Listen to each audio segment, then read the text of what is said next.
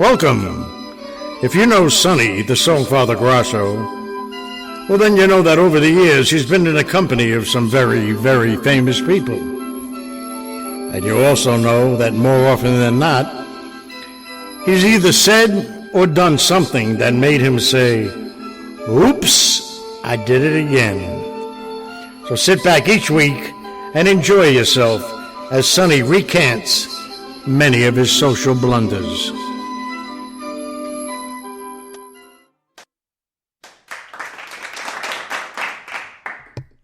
Oh, thank you. Thank you. Thank you for that. What do I usually say? Rousing round of applause. Welcome, ladies and gentlemen. Sonny Grasso, the Songfather here, with Oops, I Did It Again, where I tell stories of I don't want to say stupidity. Let's just say not smart. Things that I've said and done while in the company of some, as we like to say, quote unquote, big shots in this world. And so far, the feedback has been good, and that's good. And we keep going. We started off. I'm looking at my list. Here we go. We started off with De Niro versus Grasso, and then my threesome with Diana Ross and Michael Jackson, and then the James Gandolfini story, and that always kind of makes me a little melancholy when I think about it. The things that were bothering him about his career and what direction it was going to go, and then to be taken away from us so soon, while enjoying some good personal time over in Italy. Wow, there's a movie right there in itself somebody should do. But anyway, so beautiful downtown North Palm Beach, Florida today, in the middle of Palindrome Week. Today is 2/23/22. You can write it down and do it backwards, and that'll be straight through the 9th. The 9th. No. What am I doing? Yeah, it'll work. Through the 29th, yeah. There is no 29th, Sonny, you idiot. Oh, that's right. Oh, God. See? There you go. There's an oops, I did it again. So it'll be Palindrome Week through 2/28/22. And then we're into March already. It's unbelievable. Mr. Cheeks turned 6 months last week, and he is gigantic. He's going to be somewhere around 9'2", I think. But he's just a bundle of happiness and joy and exploration, and everybody who sees him when I post them, either pictures or little video clips here and there, are just like taken away. They're just taken by him, and it's because he looks 2 years old already. I'm not just being a grandpa that say, "Hey, come here, look at my grandkid." It's just it's a blessing. Period. All babies a blessing, but he is unbelievable, and I'll be going to see him again tomorrow, which is I always look forward to that, and then spending time, of course, with Sonny and Amarina, and so it'll be cool. But so let's get to. Well, I'm not going to go through many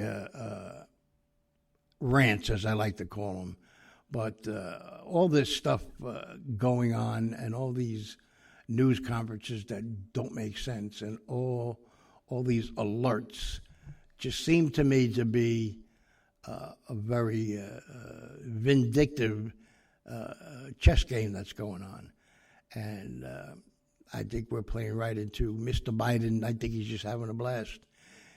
I don't think he's doing anything more than showing everybody what can be done. Like, straighten up your act, or this could happen.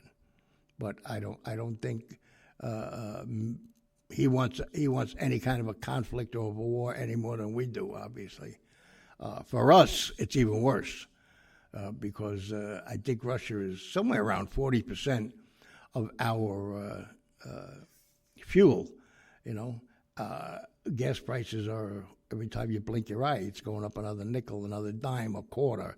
And there are some people out there predicting that if there is any kind of a conflict, it's going to go up to $6, $7 a gallon. And quite frankly, people can't afford to go to work as it is now. We've set all kinds of records in the past year for people leaving their job, quitting. Nobody that I know was ever brought up their children to be quitters. You got a job? Good, go. So the next step is going to be in this takeover syndrome like Canada has done, if you're staying on top of that stuff. Canada has basically taken over the entire country and Trudeau has voted himself, or somehow got it put into writing, that he can now control all the money, business and personal, throughout the entire province, country, whatever you want to call it, up there in Canada. And I got a lot of friends up there. And, never glad ever for a second that Daddy-O passed away. But he had a lot of dealings with Canada during his movie producing days and TV shows. This would have drove him completely crazy. If you are found endorsing or even helping, contributing to any demonstrations or any factions that are going against the Canadian government, he signed a law where he's allowed to take your money because you're using it to overthrow the government, quote unquote. Really? Wow. My God almighty. And just the fact that the guy had the idea that he wanted to do that, okay, that's bad enough. But he got it done. So that means there are so many, I don't even know what they call them up here, but let's just call them, for argument's sake, states and senators and assembly people like we have here in the United States, up there that were quiet, that were sitting behind their desk with their mouths shut. And now when it came time to get this thing pushed through, he got to push through. How? Who in their right mind, even if you are part of his plan, if you're part of the government, who in their right mind would vote yes to let one man have the power? I can't even imagine. And then it makes me get a little nervous. I said, and this is so far, it's still America, so you can say what you want. But even before Obama got elected, when I heard he was running, it had nothing to do with the color of his skin. You want to call him a black man, you can, but he's not. But I went and I did research, and I'm talking about 3-4 hours a day, because all signs pointed to the fact that he was going to win, hands down. He was going to blow this election right out of the water. People started popping up like our vice president now when she was in California, and this one and that one, and Minnesota, and wow, we're busy looking for ISIS, so we're not even looking in our own backyard. And I said from the very beginning, and he came on, and part of his platform was, if you remember, that he wanted to take over the banks because the banks weren't handling, quote unquote, your money the right way.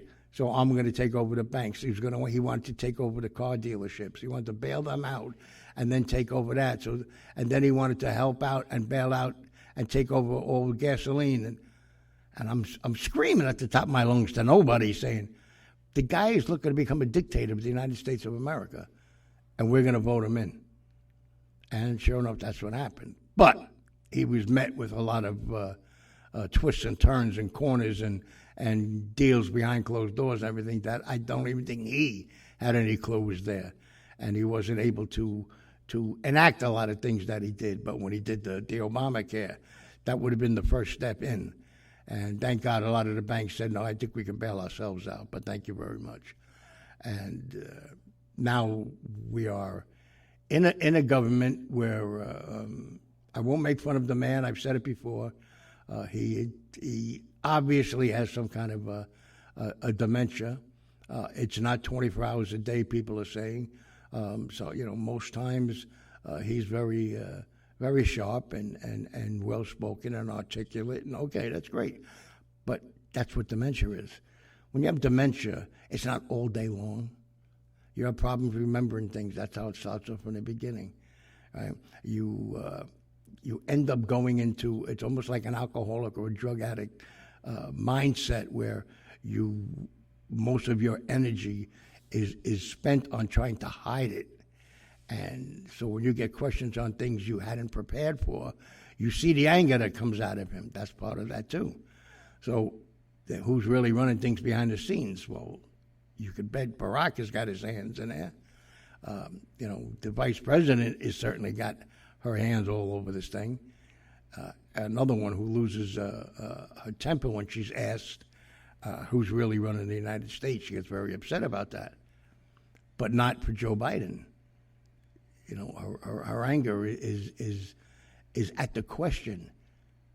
Like, you have no right to ask that question. Don't ask that question again. And so, all the signs are there. And now with this smoke screen being thrown up from Russia, all the human trafficking, the fact that one of, what's his name? Oh my God, imagine I forgot his name. The guy that supposedly hung himself in jail. One of his tightest, closest people in the whole world hangs himself in jail. What? Harry, or whoever the hell it was over there in England, is testifying and giving names and things behind closed doors. Hillary Clinton, excuse me. I'm sorry, somebody was peeking in my door.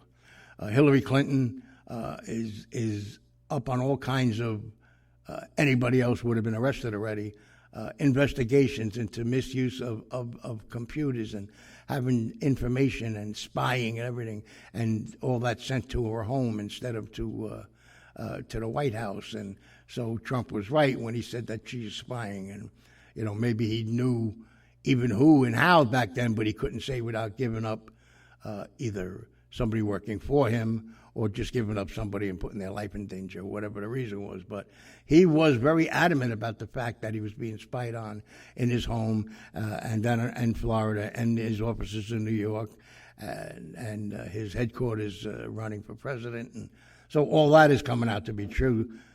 Now nobody talks about it.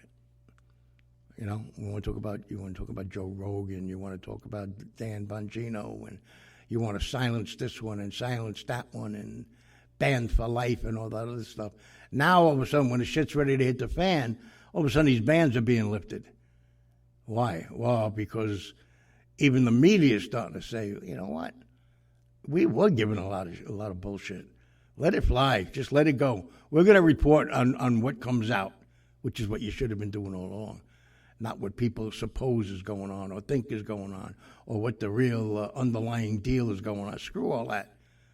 There's enough for you to keep, first of all, keep yourself in business forever with all the twists and turns up there on Capitol Hill. So there's enough for you to keep you guys busy. But you don't talk about that anymore. Bill Clinton's name came up another 26 or 28 times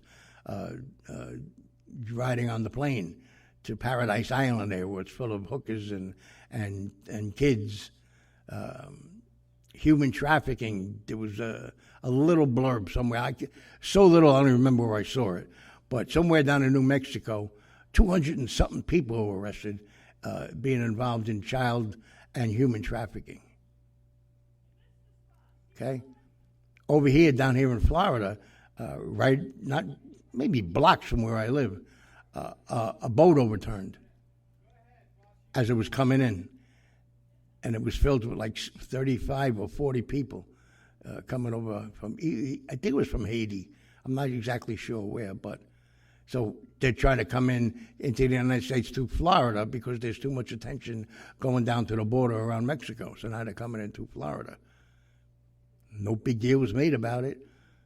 It was I don't know how it was across the country, but here, It was on the news, I think, maybe once or twice, and you don't hear about it anymore. You know, what about Louisiana? What about all along there? What about the whole Pacific coast? I mean, you know, they're coming in. If they're getting in, they're being sent back, and so what do? They shave their head or whatever they do, and then they wait a while and they come back in again.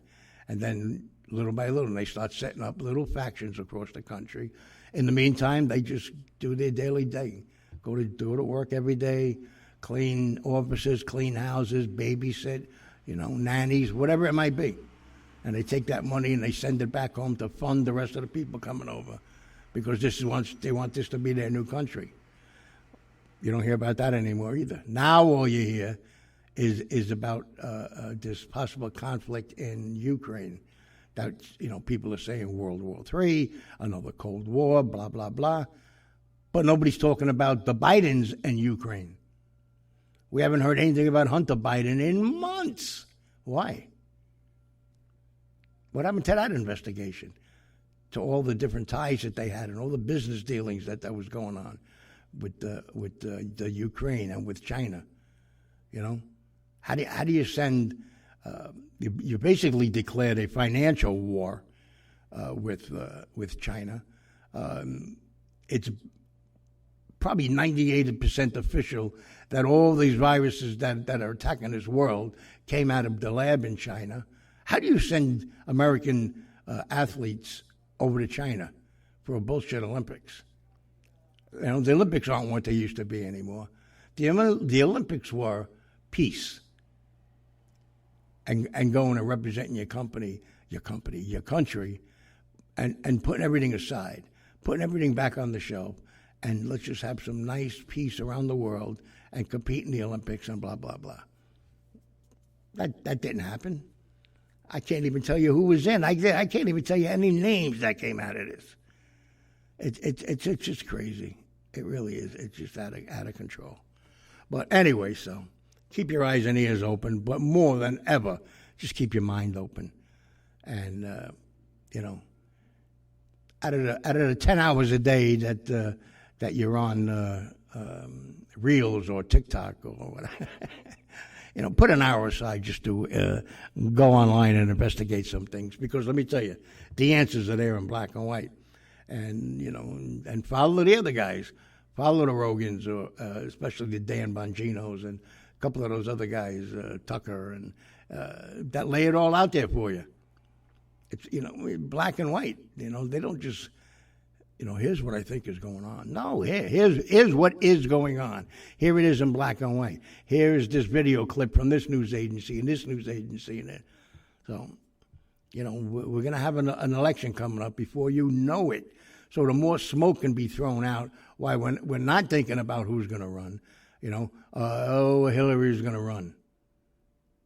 She was going to run. She was making a pitch that she was going to run for president. Now all this shit comes out about her and the spying and this and that now. So in the beginning, everybody was going, you know, oh, this is it. She can't run for president now. You know, it's worse than Richard Nixon, what he did. But now it's like, well, even if she did do that, it really has nothing to do with this presidency run if she decides to go. Are you kidding me or what? The rules are the rules only for who you want them to be for, and the rules aren't the rules for who you don't want them to be for. And that is not a safe environment for anybody who lives. That is not a democracy. That is not a free country when that kind of stuff is being done by the people that are supposed to be working for the people. Thank you very much, and have a good night. No. All right, so it's out of the way. I just had to get that crap out of the way. So real quickly, I got a drone. I'm over in a field somewhere trying to figure out, you know, left, right, and boom, boom, boom, up and down, whatever. And I don't know if I told the story already, but I'm going to do it again. And it went over the fence. So I went and knocked on the door, and lady answers, you know, well, lady, cute girl, maybe 30, 35 tops. Can I help you? I told her, listen, and she gets it out of the backyard. I said, thank you, I apologize. And then maybe 10 minutes later, 15 minutes later, I did it again. Oops, I did it again. I go and knock on the door, and she gives me a face like, really? I said, I'm sorry. Look, I'm leaving. There's not enough room for me to make my mistakes here. I said, I'm just learning how to use it. So she says, well, one thing you should know, the neighbors aren't too cool about flying things with cameras on them. I said, well, I don't even know how to use the camera. I literally just got this thing an hour ago. I said, I just, right now, I'm trying to learn how to fly it. So she's okay. Well, I couldn't find it, but if I do, give me a phone number. So I give her my name, my number, nothing. I've been back 4 times knocking on the door. There's like 3 cameras on the front, so it's no way that you can't look up and see who it is. So either they took it and kept it, they took it and destroyed it, or they took it and they sold it. I don't know what they did with it, but they got it. That made me angry. And you wouldn't like me if I was angry. But they had a thing on the news this morning that somebody doing the same thing as me, or what I wanted to do, went down by the beach and was flying their drone, so it's over the water. And, you could take some really great shots and great videos, especially with the videos of going down the coastline. And so they were down by the Blue Heron Bridge, and they didn't recognize it until when they got back and watched the video. And there's 2 people on paddle boards, and underneath them, just underneath them, you could see they saw it, but was this gigantic hammerhead shark that was bigger than the paddle boards that was just swimming around back and forth right underneath them. One mistake, you see them pulling their feet up and everything, but one mistake, they plop in the water. Now, hammerheads don't normally go and attack, but if they think it's food, if something comes in the water, if they think somebody's coming after them, they're going to go back. So really spooky. That could have been me. I could have made money, but I didn't. So, all right. So anyway, number 5, chapter 5 of Oops, I Did It Again. And I had said that this week I have quite a few Godfather stories. So I'm going to be able to break them up into a couple of different sessions. And like I said, along with the 30 or 40 other Oops stories. So 1971, I think it was. They're filming The Godfather, and most of it in New York. And so Daddy-O says, we're doing a movie called The Godfather. And I had read the book, which is unusual. Come on, we're going to go on. We got to bring it down to the casting place, and so you had to go in and get on camera and say your name and your address and blah blah blah blah. They just wanted to see how you look like. We all went. Me, my sisters, my cousins, my mom. I think grandmothers, aunts, everybody all went had to go down at different times and get put onto this. It was barely even computers at the time, but into this file, a casting file. And so I was chosen with my cousin Robert to be altar boys, which turned out to be the scene at the end. While everybody was being killed, we were altar boys while Carlo and Connie's baby was being baptized. And the rest of the family was, most of them in the wedding scene, which was filmed over in Staten Island. My scene, our scene, the baptism scene was filmed down at the old St. Patrick's Cathedral down in Little Italy. And so we always got to go every day and got paid because there were many scenes that were what they call the cover set. Because of the intricate detail that had to be done in filming the wedding scene, just in case the weather didn't comply, the cover set would have been the old St. Pat's, and then everybody would just go there, and then we'd film as much as we could there, so which was great for me. So I got paid every day just for going. But what am I, 17 years old then, I guess? It's boring when. Okay, action, and you hear the music and everybody singing and this and that, and all the food and soda and everything laid out all over the place, and we got to stay outside of the I like to call it the castle because it was such a big, beautiful house. And we'd have to stay outside, like in that scene where Sonny comes out and grabs the camera from the FBI and smashes it on the ground, and blah, blah, blah, where all those beautiful cars were parked. Well, that's where we would hang out. And sometimes it would be cut, okay, going right back into it. So, we're out there in the heat for hours from not doing nothing. You can go sit in the car, you can go sit here, but that's also boring too. So we didn't know what to do.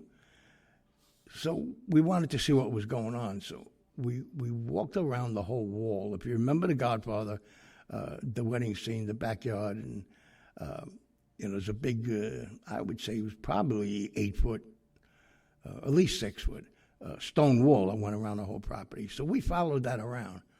And there's certain places where you could peek through, so we're peeking through, and you can see the whole thing going on. I saw my sisters and my cousins and this, and then, dancing around every time the music played.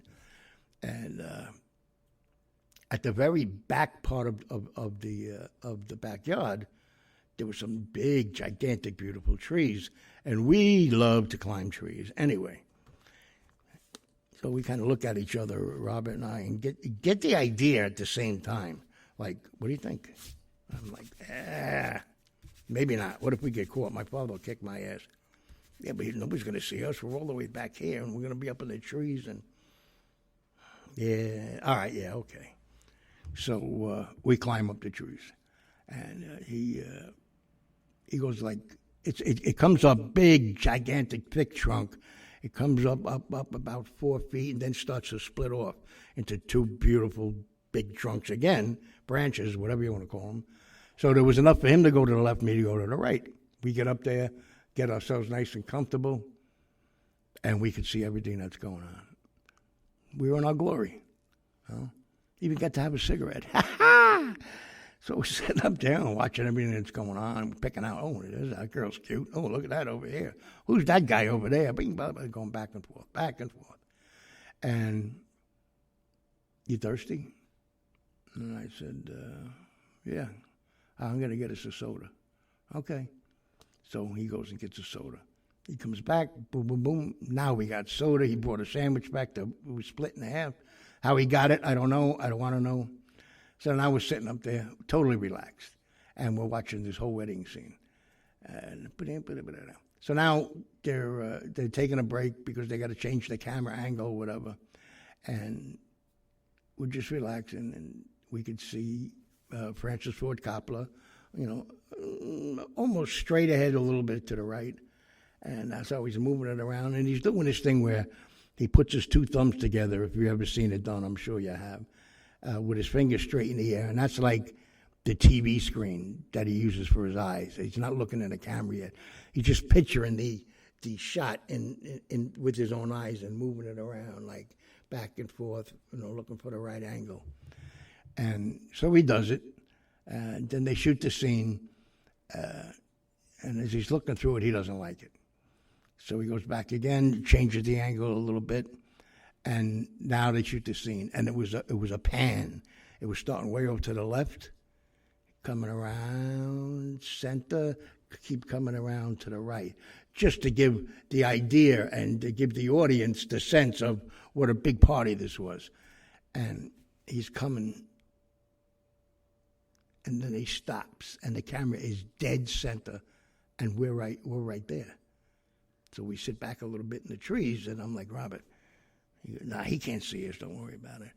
So he's looking through the camera. He takes his head away from the camera. He's looking up in the trees. I'm saying he sees us. I know it. Goes back to the camera. He looks again. Start again. And he starts again and goes all the way to the left. So we figured, all right, we beat it. So I said, listen, when this is done, when the EO's cut, we're getting out of this tree. He goes, okay. Boom, and action. Boom. Coming again, he's panning to the right.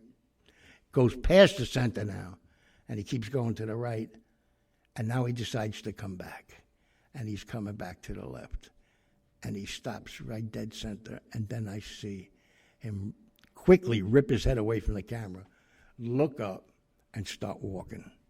And he's walking across the backyard. And you could hear the walkie-talkies going off. What's going on?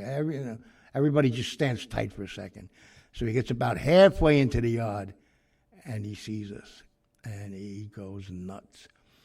What the fuck are those? Who is that up in the trees there? What the hell? And then he starts yelling for my father's window. Sonny, where are security guys or whatever? Who are these about? Had to get down out of the tree. Robert ran one way, I ran the other way, and he got caught first, Robert, and then says he didn't give me up, but he gave me up. And we weren't allowed, even in the driveway anymore. We weren't even allowed to come on the days that there wasn't a cover set. So we blew a very good opportunity to, number one, miss school, and number two, get paid for doing shit, except, eating and hanging out and, having a catch. We brought our mitt one day and the football the next day, whatever. So, oops, I did it again. So we screwed up on that. But, that's part number one. Part number two is, as I was talking about the cover set in the old St. Patty's Cathedral, well, one day they were filming, what's his name, Barzini gets shot in the back and tumbles all the way down those steps. That was filmed just the outside because of the beautiful church over in Staten Island, too. I forgot the name of the church. But it's a fake front. Like if you look at that church from the front, it looks gigantic and enormous. But behind that fake front is just a normal-sized church. But it's a beautiful church, especially with the steps, and it's something that Coppola liked, and especially for that scene. Instead of shooting them and him just falling, coming all the way down those steps, right down to the sidewalk. I mean, that was a great scene. But it was, so we were filming there, and that's when they come down the steps, and Michael says to Carlo, we're not going to Reno, wherever the hell they were going, Vegas. Something came up, I need to meet you at the house. And oh, come on, Mike. Hey, come on, business is business. I'm just telling you that so you have an idea in your head where. So it started to get a little drizzle, a little more. And then, it was a little getting a little worse. So they scrap it for the day, and they call the cover set. So with the cover set, it's almost like a second unit kind of thing because you didn't need that many people in there. It's just a couple of different angles with one camera of a christening scene. But so we go. I don't even remember who took us there. It might have been Daddy-O, I don't know. But so we get there, and we get there first. Actually, they sent us before they even scrapped it over there to start to go meet the people that would start getting ready. We got to go put our altar boy uniforms on, whatever. So we get there, and walking around, nobody's there. There's not a camera. There's not an ADA. There's not a PA. There's nobody there. But we're walking around, and then this priest came, can I help you? And so I told him, he goes, oh, yes, yeah. I said, we're playing altar boys. Oh, no, have you ever been an altar boy? I said, yeah, actually, we have. And, oh, okay. So he shows us where our altar boy uniforms, I forget what they call them, but, here they are right here. And, okay. So we're just walking around checking the place out, really nice-looking church. And plus, it was great to be down in Little Italy. And anyway, we make our way down to the basement. And I remember during the San Gennaro feast, there used to be card games down there and a few other things. And I remember there used to be a pool table. So I tell Robert, come in. Boom, we find our way downstairs. Sure enough, there's the pool table, nice-sized pool table. And so we start playing pool. Why not? We were waiting for everybody to get there. And then we heard some noises, and we go up. And Gianni Russo, who played Carlo, was there. I mean, obviously, he's going to be there. He's the father of the baby. And we told him, nobody's here. We're the only ones here. We already got our altar boy gear. And so we're downstairs playing pool. Oh, you mind if I come with you? No, come on. So he comes down. And, he's a nice enough guy. He had a little bit of an edge to him, like a Paris Hilton edge like she used to have, like I'm better than you kind of thing. But all in all, it was fine. So I beat Robert. And he says to me, Gianni Russo, He says, wow, you play a pretty good game of pool. I said, well, I got one in my basement, so, and so does Robert, and that's why, oh, okay. So we play a game, and we're just playing 8-ball, and I beat him. And he goes, yeah, not bad. I'm not used to losing. I don't like losing. I said, well, who does? And he goes, when you play in your basement, do you ever play for money? I said, yeah, sometimes.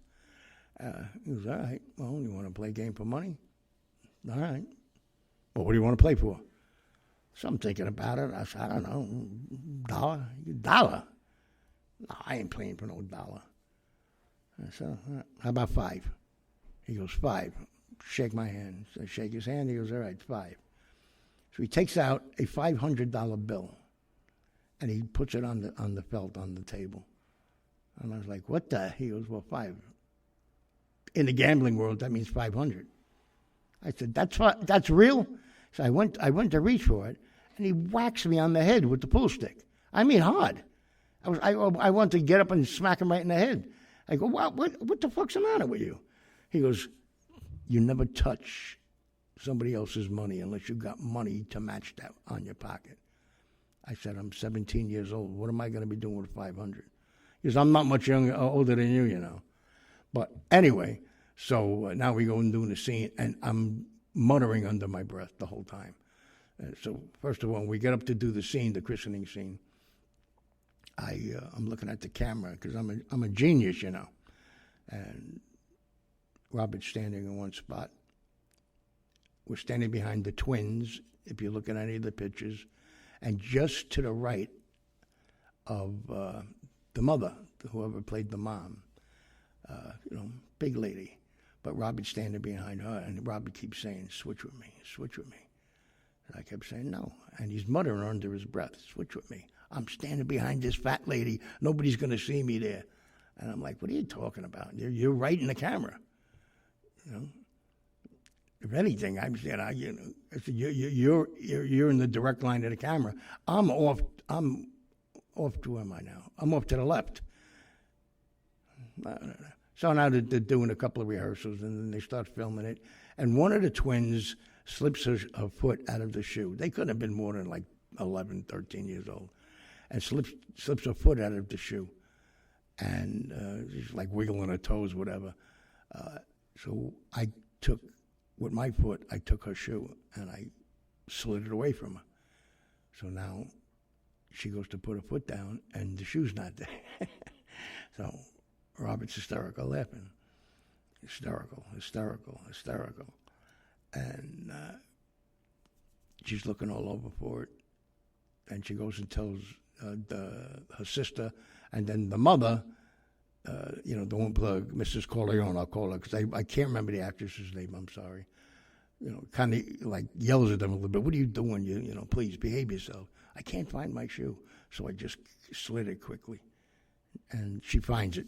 Mrs. Corleone finds the shoe. She goes, it's right here. Don't take your feet out of it. Okay. So Robert's, again, he's hysterical, laughing again. And then, so I'm looking at the camera, and I'm like, wait a minute. I don't think I am on the camera. I thought I got over on him by making him stay where he was. And I'm looking, and like, it was like they had changed the angle of it for the baby. It was at one part where they were doing a rehearsal, and Al Pacino's holding the baby. It was a doll for the rehearsal. Little known fact, if you don't know, the actual baby that was filmed in that scene was Francis Ford Coppola's daughter, who ended up having sex with her cousin in Godfather 3, but whatever. But for scenes where they didn't need to show the baby, and for rehearsals, they used this doll. So at one point, holding it, and you got to tilt the head back to pour the water on it, and De Niro breaks the head off the doll. Everybody's hysterical laughing. So that's what it was. That's when they took the break. So now they take the break, and now we come back, to redo the scene and to finish up or whatever. And my cousin Robert now was standing where I was. And I'm like, that's my spot. He goes, well, it's my spot now. And I'm like, get the fuck out of here. Come on, that's my spot. And I'm going back and forth where we got yelled at by the assistant director. Guys, get in place. Come on, let's go. We don't want to be here all day. He's in my spot. And so the assistant director goes, in your spot. You're two older boys. There's no spot for you. Now go stand over there. So I had to go stand behind Mrs. Corleone. One of the most famous scenes in The Godfather is the horse's head, without a doubt. Maybe, whatchamacallit, in the hospital. And when they ended up going to Louis, and Al Pacino shoots the police captain and shithead there in the restaurant. But without a doubt, in the top three, if not the top one, in my opinion, top, is the whole contradiction of what's going on, the beautiful ceremony of baptizing a child and bringing him into the world and bringing it into the family, while everybody's being killed out there on your orders. It's just a great scene. But that's the scene that's in the movie.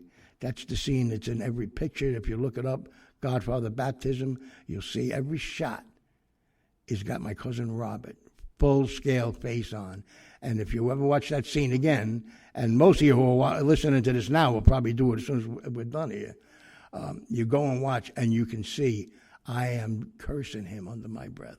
I am calling him every name I could think of. I'm trying to kick him in his ass without being caught. And at one point, Mrs. Corleone turns around and smacks me on top of my head, just like the other guy did, just like Carlo did, Gianni Russo, with the pool stick. Now she hits me on top of the head with her hand. Who are these people that think they can hit people? But that's how it was back then. If you're an adult and there was a child that wasn't behaving, you were allowed to be the adult for that moment. And she said, first of all, we're trying to do a job here. Second of all, you're in the Lord's house. Behave yourself. So I had to keep quiet. And I just kept giving him the finger and everything. And you'll watch, and if you watch that scene, all you see is my cousin Robert laughing, trying to hold it in because he knows what's going to happen. If he doesn't get his laughing under control, it's going to come out, and we're both going to probably get thrown off the movie and get in trouble. And so, we already were in trouble for what happened over at the wedding scene, and now this, so we couldn't do it. So I had to sit there. Now, everybody back at St. Mary's High School where I went knew why I went. Some of them said I was a liar. I brought my paycheck in with my name on it, and it said right on it, the Godfather. It was just great. But so now when the movie comes out, now I'm a senior, and everybody's going to see that movie. It's one of the most successful, even to this day. I mean, how it still stands up is amazing. But and everybody's going, I didn't see you in that. You're full of shit. I said, did I show you the paycheck? Yeah, it could have been your father's. Who knows, whatever. Because he was smart enough, and I give him that kind of credit, but evil enough also to go into my spot. So it's my own fault because I really thought I got over on him, and by making him be where he was, and it turned out I was right, that I was in the right spot. I was waiting for my opportunity to get where he was because I really did think that was the spot to be in, to be seen, not a glimpse of, but be seen for the whole christening, because I'm right behind Grandma, and Grandma is right behind Carlo and Connie, and and then Kay and Mike, and so I got to be in every shot if I can get into that spot. So when I came back and he was in supposedly my spot, the one I was in, turns out I was in the right spot the whole time. And if I never would have said anything, then you would have been seeing me more than him. So the opening scene of that christening, when they do a far shot from the door all the way up to the altar, you'll see an altar boy, a little chubbier than my cousin, off to the right a little bit away from the pack, in my red gown and white top and whatever heck that they wear, and that's me. And so I just got a hold of somebody out in California actually 2 days ago. That was a scout location, and he took a lot of pictures. And so I sent him a whole little email saying, listen, You got some great pictures there. There's one that is me. If you could blow that up, that would be tremendous. Or if you know of anybody else that's got stills from that movie, from all of them. If there's a place you could go look at them, I would love to get the pictures of my sister. Most of them, I said, my cousin Gina was a little girl at the time, dancing all around the place. She's all over the screen. And Chrissy, my cousin Chrissy, another little girl all over the scene. And one of my other sisters was one of the girls chasing after Johnny Fontaine when he came up. The rest of them were dancing, and they were sitting at tables, aunts, uncles, grandmas, everybody except me. Are you kidding me? Because I outsmarted myself like a schmuck, like a oops, I did it again. And all the way home, all the way up until this day, whenever that movie comes on and it gets to that part, or I see it on the thing, I just want to go put my fist through a wall. And anytime if I run into Robert to talk to him, the first thing out of his mouth is, how you feeling? Good. How about that Godfather movie, huh? To this day, has to keep busting my chops about it. And it makes me angry. But again, nobody has those stories to tell. Now, I've been trying to get Gianni Russo to respond back to me for years now. Wouldn't do it. Didn't answer it, whoever. Maybe he has people doing it for him, I don't know. We were at a feast on the island of Long that they have every year, and I didn't know it, but he was one of the guest celebrities invited to this thing. And it's like a San Gennaro, but it's just on it's a little tighter, a lot more food, and a lot more fun. A little more intimate, let's put it that way. And of course, if you're with the right people, you're in your own little private area. Nobody can touch you. And that's why they brought him in. So, let him sit down and eat and relax, because I had told everybody the story. Oh, come on, go tell us. Well, he just got here. Let him have a glass of wine, a little something to eat. And so my friend Joey goes over, Pat Joey, and taps him on the shoulder, tells him the story, and he's looking around. I'm like, the guy couldn't wait. No patience, these people. So I go over, and I tell him the whole story. He goes, I never carried a $500 bill around. I'm sorry. I said, listen to me. I still got the fucking bump on my head when you hit me on the head with the pool stick. I'm not looking to sue you. I'm not looking for any kind of money. I'm looking for recognition. Quiet. He goes, okay. He turns over to the table and he gives him the thumbs up. And one of the guys goes, what does that mean, thumbs up? He goes, it's true. I hit him over the head with a pool stick. And everybody went hysterical laughing. And I said, all right, thank you. And I walked away and sat back down. At least I felt vindicated that I had somebody of substance that verified that I was there and I was in the movie. But, oh, my God. So when I told my father, Daddy-O, when I told him the story, years later, of course, what happened, as a father, I understand. And the first thing out of his mouth is, what the hell are you doing gambling in a church? I said, Dad, it was just a pool table. It's always there. What the hell are you doing playing for $500? So now I had him. I had Daddy-O good now. I said, what are you talking about? I wasn't playing for $500. He took that out and put it on the table. I thought we were only playing for $5. And then he just gave me the look. And I think most of us in this world, especially that are around my age, know the look. From mom or dad. That look was like, you are a jerk. You just said something I didn't want to hear. That I actually really was gambling. But it was for $5, not for $500. It's like you get picked up by the cops and you're being arrested for murder. I didn't murder anybody. Yeah, you shot that guy 3 times in the face. I did not shoot a gun. I stabbed him. Oh, okay, then it's different. You can go free now. That's what this was. Wait, Dad, wait. I wasn't playing for $500. I was playing for $5. So, and I got in trouble again, which was a pretty normal thing. You can ask my sisters. So there's a couple of excerpts of many where I have disrupted the filming on different places of The Godfather. And I'm happy to have those stories. I'd be even happier if this guy out in L.A. can find just anything or blow that picture up of the opening scene where I'm standing where I was in the beginning, off to the right, a little bit off, not all the way up against the rest of the crowd because I wanted to be seen so bad. And ended up screwing myself, and then I found this one picture. So if he could find it, or if he has it, because I think it was his picture, and can blow it up with any kind of clarity to it, then I'm okay. If not, then it's just another, oops, I did it again. So, all right, everybody, let me just finish up with this. I had the eye surgery on the right eye, which was the good eye, well, better eye, on the 17th.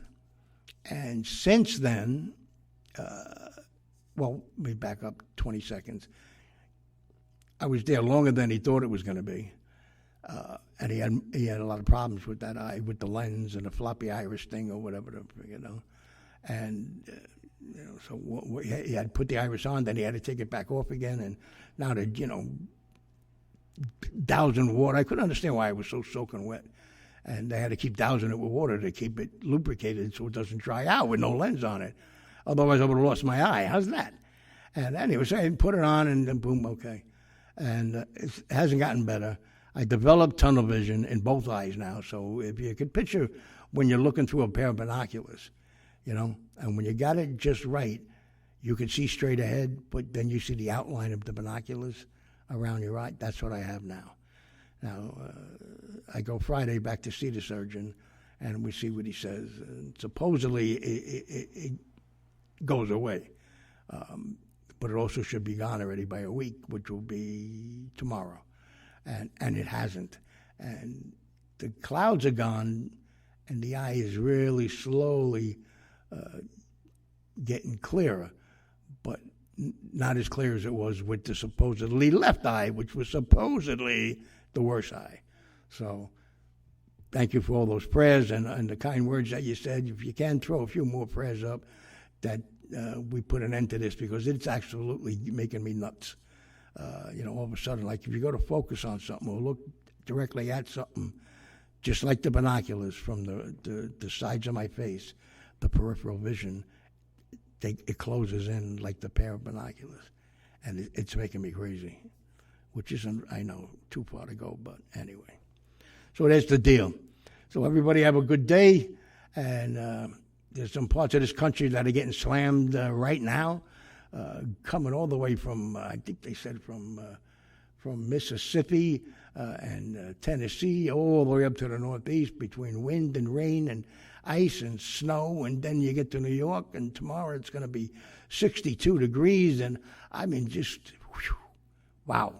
Mother Nature, please take some Valium. And may I just say, I don't like drug abuse. I don't believe in drug abuse.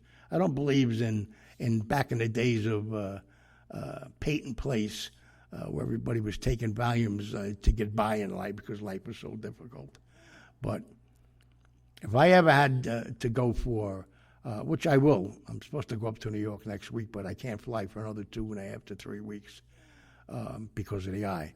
And the cabin pressure, and I'm taking up and landing, and they said no. Okay, no problem. But I'm not getting sedated with an IV anymore. If it's a minimally invasive thing or a tooth pulled or whatever. 2 Valiums is all they gave me. I don't remember half the shit that they did, to the point where I grabbed him and I said, he goes, I was having a problem with that eye. Do you remember I kept telling you stare into the red light? And I'm like, no. He goes, and they were pouring water in your eye. And I said, I don't know. I don't remember any of that either. But at least I know why I was soaking wet. Because let me tell you something.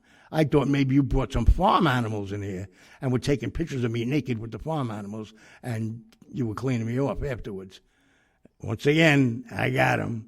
He's trying to be serious. He can't stop laughing. He had to get up, walk out of the room, come back in again. He goes, I just can't with you. And I said, yeah, well, you're lucky. I only have one more eye left, but that's for a different kind of doctor. Oh, shit. Anyway, he got it. He laughed. So anybody, have a good day. And peace, love, send your prayers, and we'll see you next week. And I think next week we're going to do a Jake LaMotta story.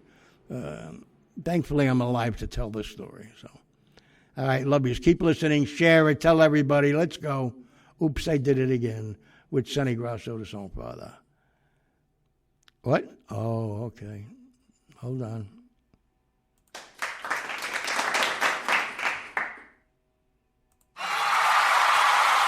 That's better.